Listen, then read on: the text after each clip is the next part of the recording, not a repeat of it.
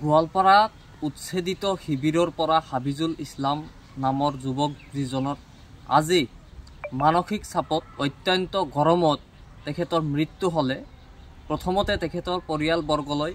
সমবেদনা জ্ঞাপন কৰিছোঁ আৰু লগতে আমি অসম চৰকাৰলৈ কেইটামান বাৰ্তা প্ৰেৰণ কৰিব বিচাৰিছোঁ যে আপোনালোকৰ একমাত্ৰ স্বৈৰাচাৰী হিটলাৰী শাসনৰ বাবেই আজি গোৱালপাৰা জিলাৰ উচ্ছেদিত কেইবাগৰাকী ব্যক্তিৰ মৃত্যু ইতিমধ্যে হৈছে আৰু আগন্তুক দিনক এনেকুৱা যদি আপোনালোকে স্বৈৰাচাৰীভাৱে শাসন কৰি থাকে আগন্তুক দিনতো সাধাৰণ মানুহ মানে মৃত্যুৰ মুখলৈ যাব। আজি সেই মানুহখিনিয়ে উচ্ছেদিত শিবিৰত যে তেখেতসকলকে বসবাস কৰি আছে জিলা প্ৰশাসনৰ দ্বাৰা অসম চৰকাৰৰ দ্বাৰা কোনো ধৰণৰ অনুদান তেখেতসকলকে পোৱা নাই। তেখেতসকলৰ বিহিত সংস্থাপন যি হ'ব লাগে সেই সংস্থাপনৰ ব্যৱস্থা হোৱা নাই। অসম চৰকাৰে কি কৰি আছে আচলতে মানুহখিনিক ভাৰতীয় নাগৰিকক অসমৰ নাগৰিকক এনেকুৱা ধৰণৰ অন্যায়ভাৱে অত্যাচাৰ কৰি তেখেতসকলক এনেকুৱা মৃত্যুৰ মুখলৈ ঠেলি দি আছে। এনেকুৱা ধৰণৰ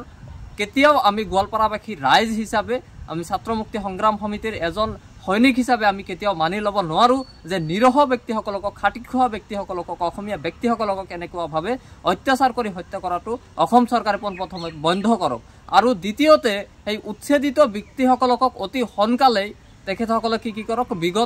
বিহিত সংস্থাপনৰ ব্যৱস্থা কৰি দিবলৈ আমি দাবী জনাইছোঁ। আৰু মানুহে তাতে কেনেকৈ বসবাস কৰি আছে অসম চৰকাৰৰ কোনোবা বিভাগীয়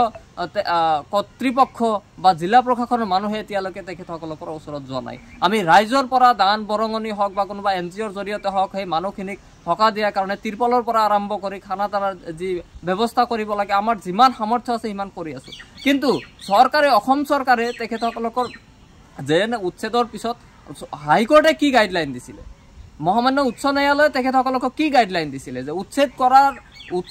তেখেতসকলে উচ্ছেদ কৰিব দিছে কিন্তু উচ্ছেদ কৰাৰ সময়ত সেই মানুহখিনিক পুনৰ সংস্থাপন দিব কৈছে, সেই মানুহখিনিক খাদ্যৰ ব্যৱস্থা কৰিব কৈছে, স্বাস্থ্যৰ ব্যৱস্থা কৰিব কৈছে, সেই মানুহখিনি যাতে এডুকেশ্যন ভালকৈ ল'ব পাৰে সেইখিনি ব্যৱস্থা কৰিব কৰিছে। কিন্তু আজি দেখা পাই আছোঁ যে 3-4 মাহ ধৰি উচ্ছেদ হৈ গ'ল সেই মানুহখিনি তাতে এই তিৰপল টানাই শিবিৰ পাতে বসবাস কৰি আছে। চৰকাৰৰ পৰা কোনো ধৰণৰ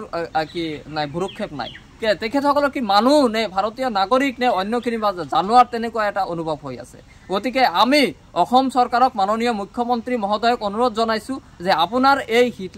হিটলাৰী শাসন স্বৈৰাচাৰী শাসন বন্ধ কৰক আৰু এজন মানুহ হিচাপে আপুনি মানুহখিনিৰ ওচৰত আহি থিয় দিয়ক আৰু মানুহখিনিৰ বিহিত ব্যৱস্থা কৰক যাতে তেখেতসকলকে ভালদৰে জীয়াই থাকিব পাৰে আৰু এই উচ্ছেদিত শিবিৰৰ পৰা যাতে আন কোনো ব্যক্তি